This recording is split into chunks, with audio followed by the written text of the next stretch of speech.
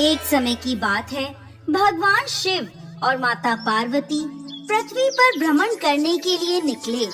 शिव जी ने पार्वती जी से पूछा कि आप 12 महीने के रास्ते से चलोगी या 6 महीने के रास्ते से? तो पार्वती जी बोली, मैं 12 महीने के रास्ते से चलूंगी। तब शिव जी ने पार्वती जी से कहा कि संसार के लोगों के दुखों को देखकर आप कोई भी हट नहीं करोगी। पार्वती जी मान गईं। अब शिव जी पार्वती जी को लेकर चलते हैं तो रास्ते में देखते हैं एक घोड़ी कष्टा रही थी। उसके बच्चा होने वाला था और वो दर्द में थी। तो उसकी पीड़ा देखकर पार्वती जी ने पूछा, ये घोड़ी क्यों कष्टा रही है? तो शिव जी कहते हैं कि ये माँ बनने वाली है। तब पार्वती जी बोली कि माँ बनने में इतना कष्ट है तो आप मेरे तो गांठ लगा दो। शिव जी कहते हैं, अभी आगे चलो। तभी रास्ते में एक राजा का राज्य आता है। वहाँ दूर दूर तक शांति और उदासी फैली होती है। वो उदासी देखकर पार्वती जी पूछती हैं कि यहाँ सब उदास और शांत क्यों हैं? तब गांव के लोग कहते हैं, हमारे नगर की रानी माँ बनने वाली है और कष्ट में है, इसीलिए हमारे गांव में उदासी छाई है। तब पार्वती जी फिर शिव जी से कहती हैं कि माँ बनने में इतना कष्ट है तो आप मेरे गांठ लगा दो। वो शिव जी के पीछे पड़ जाती हैं, पर शिव जी उन्हें ये कहकर आगे बढ़ जाते हैं कि यदि एक बार गांठ लग गई तो दोबारा नहीं खुल सकती। अब जब वो आगे बढ़ते हैं तो देखते हैं कि रास्ते में एक गाय कष्टा रही थी।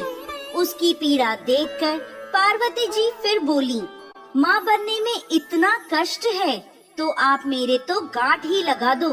पार्वती जी हट करने लगी तो शिव जी ने पार्वती जी के गांठ लगा दी। अब वो दोनों आगे बढ़े तो एक गांव में पहुँचते हैं। उस दिन गणगौर का व्रत था। बगीचे में गांव की औरतें गणगौर का पूजन कर रही होती हैं। वो पार्वती जी को देखकर वहां आ जाती हैं और पार्वती जी की पूजा करने लगती हैं। इस पर खुश होकर पार्वती जी उनको सारा सुहाग बांट देती हैं। शिव जी पार्वती जी को ढूंढते ढूंढते वहां पहुंचते हैं तो पार्वती जी को फूल और पत्तों से ढका हुआ पाते हैं। शिव जी जब पार्वती जी को वहां से निकाल रहे होते हैं, इतने में कुछ ही देर में वहां ब्राह्मण बनियों की औरतें आती हैं जो पकवान बनाकर 16 श्रृंगार करने के बाद पूजा करने आती हैं, जिसके कारण उन्हें पूजा करने में दोपहर हो जाती है। वो भी पार्वती जी को देखकर उनकी पूजा करने लगती हैं। पार्वती जी उनसे भी खुश हो जाती हैं, परंतु जब सुहाग देने की बारी आती है तो शिव जी पार्वती जी से पूछते हैं, अब आप इन्हें सुहाग कैसे बांटेंगी?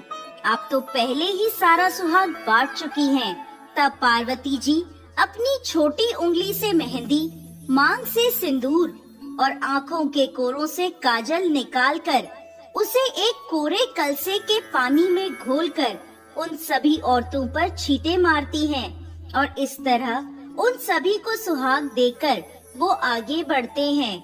इस प्रकार चलते चलते वो दोनों पार्वती जी के पीहर पहुँचते हैं। वहाँ सब उनकी खूब आवभगत करते हैं, खूब पकवान बनाए जाते हैं, पर शिव जी जो भी खाना बना होता है वो सब खाना खा जाते हैं। अब पार्वती जी क्या खाएं? तो वे बथुए की साग खाकर पानी पी लेती हैं। दोपहर में जब वो दोनों विश्राम करते हैं तो शिव जी पार्वती जी से पूछते हैं कि आपने क्या खाया? तो पार्वती जी कहती हैं, जो आपने खाया वही मैंने खाया। पार्वती जी के सोने पर शिव जी उनके पेट की नाभि की ढकनी खोलकर देखते हैं कि पार्वती जी ने क्या खाया। तो उनके पेट में बथुए का साग और पानी दिखता है। पार्वती जी के जागने के बाद शिव जी उनसे कहते हैं, आपने हमसे झूठ बोला था, आपने तो बथुआ और पानी पिया है।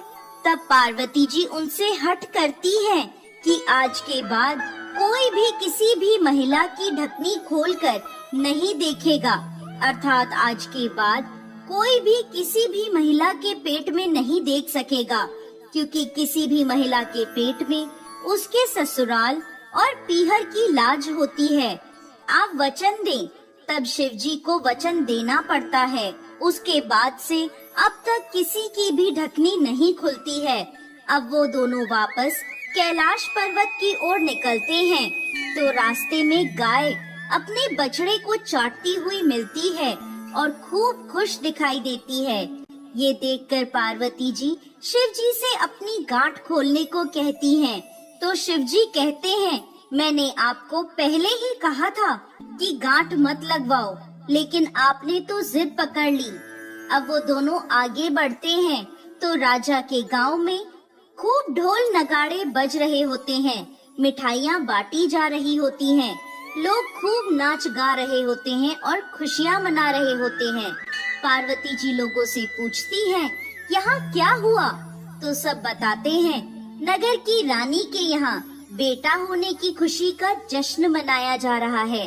इसी तरह वो आगे चलते हैं, तो उन्हें घोड़ी भी अपने बच्चे के साथ खूब खुश दिखाई देती है। ये देखकर पार्वती जी फिर शिव जी से गांठ खोलने की जिद करने लगती हैं। तो शिव जी कहते हैं, मैंने आपसे पहले ही कहा था, गांठ मत लगवाओ।